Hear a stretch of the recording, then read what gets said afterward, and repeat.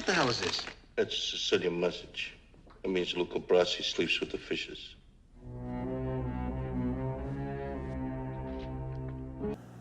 Hi friends, this is FirearmPop, and today I have another edition in my Armed Citizen Stories. This one coming right out of First Freedom magazine, and page 24 is Armed Citizen.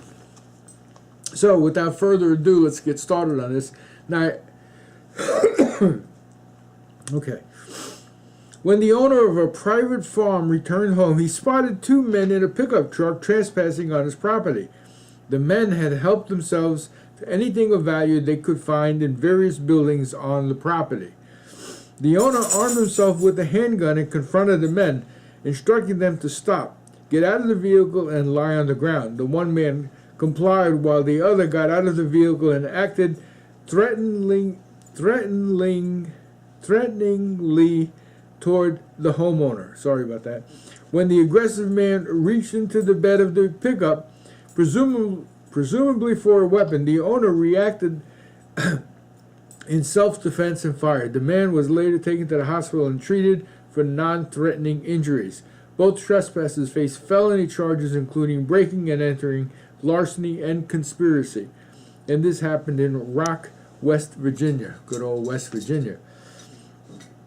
A 35-year-old woman woke around 3:30 a.m. and checked on her husband, who was up late working on his computer.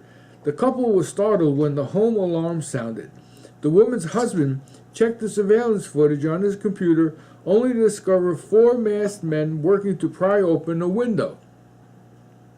One of the men carried a rifle. As the woman dialed 911, her husband retrieved his own firearm. The intruders gained entry within minutes, and the homeowner crouched behind the sofa and fired. The intruders returned fire before fleeing the home. No one was reportedly injured. This is in New Orleans, Louisiana. Roger Webster, owner of Webster's store, and a female customer were standing in front of the store when two men approached and forced them back into the store. Webster and the customer were held at gunpoint and ordered to give up money from the cash register. Webster complied. When the men demanded even more money, Webster motioned as if to retrieve more cash, but instead retrieved his handgun from the register and fired several rounds at the armed suspect. Both men fled. Neither Webster nor the customer were harmed. This happened in Cambridge, Maryland. Interesting for Maryland. A 35-year-old woman called 911 after a man followed her home from a gas station and forced his way inside the front door. The woman allegedly ordered the man to leave and retreated to her bedroom. The intruder picked up a knife from the kitchen table and followed her. It was reported that he threatened the woman with the knife and ordered her to take off her clothes. She warned the man that she would shoot him, but he continued to push her to undress. She retrieved a 9mm handgun from underneath her pillow on her bed and pointed it at the intruder. When he continued toward her, she pulled the trigger. The suspect was fatally wounded. That was in Mexicana, Arcadia, New Mexico. Good for her. Okay. Jill Strucker, 64, was at home watching television around 9:20 p.m.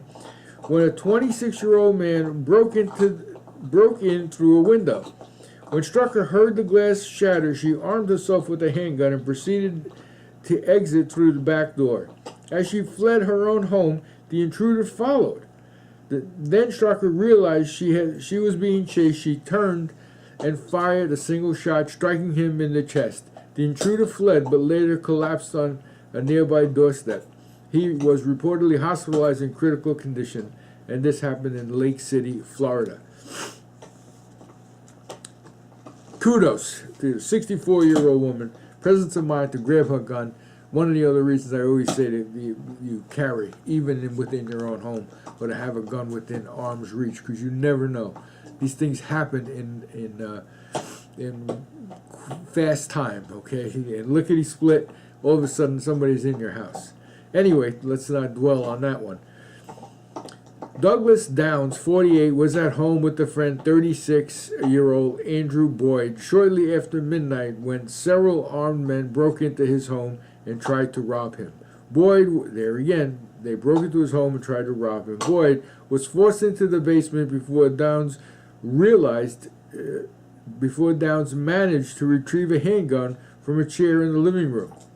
Downs fired numerous rounds until the first man dropped his weapon. He then exchanged gunfire with the second intruder. The third intruder appeared and helped his accomplice out of the home to a vehicle where the fourth man waited.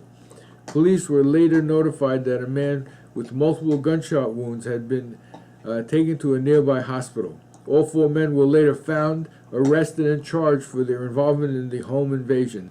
Downs and Boyd were uninjured. And this is the York Daily Record, York, Pennsylvania. Now, Mayor Cuomo in New York, if you're listening, a 7-round magazine would not have taken care of 4 intruders. Okay, you can see this man only had 7 rounds in his magazine. He would have been up a creek, okay, without that proverbial paddle. Anyway, we won't editorialize on that either right now. You're free, my friends, to editorialize down below in the comment section. 2 men knocked on the door of a residence with ill intent. The door was answered by an 83-year-old woman using a walker. The man pushed against the door and gained entry with ease. One of them stayed close to the elderly resident while the second intruder made his way into the bedrooms. Fearing for her safety, the woman went to a desk in her living room where she kept her pistol. Upon seeing the gun, the suspect urged the other to come on. The men fled with cash and jewelry, but the resident was left unharmed. And that was in Greene County, Tennessee. God bless the 85-year-old woman grabbing her pistol. I like that story. Anyway, that's this month's Armed Citizen Stories out of the Freedom magazine, First Freedom magazine, and I encourage you all to, if you enjoyed these stories and you think it's important for armed citizens to defend themselves in their homes against home invasions, share this video, share the stories. Make sure the public just doesn't realize why we need guns. Why we need guns with more than 7 rounds in a magazine. They just think it'll never happen to them. If it happens to that 63-year-old woman and the 85-year-old woman in a walker pushed aside, these people have no conscience. Okay, so I hope you enjoy these stories. I hope you pass them on. This is FirearmPop. I want you to be safe out there, and God bless. Bye now.